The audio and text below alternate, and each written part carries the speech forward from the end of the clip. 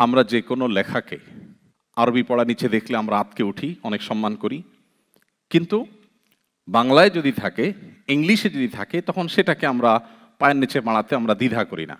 এ ব্যাপারে ফকিহগণ, ইসলামী শরিয়া বিশেষজ্ঞ স্কলারগণ, যেই কোনো ভাষা, সকল ভাষার সৃষ্টিকর্তা কে? আল্লাহ। আল্লাহ সুবহানাহু ওয়া তাআলা কোরআনে বলেছেন যে তিনি মানুষকে সৃষ্টি করেছেন এবং ভাষা এবং বর্ণের বৈচিত্র্য দিয়েছেন। এক একজনকে শরীরের এক এক কালার দিয়েছেন, এক এক ভাষা দিয়েছেন। এটা আল্লাহর দান। সো কোনো ভাষা আমাদের কাছে কখনো অপ্রিয় বা ঘৃণার কোনো পাত্র হতে পারে না।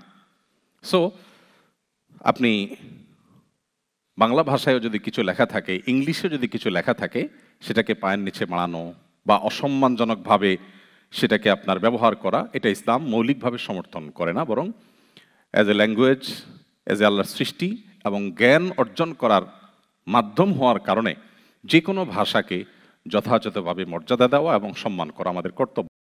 আস-সুন্নাহ ফাউন্ডেশন, উম্মার স্বার্থে সুন্নাহর সাথে।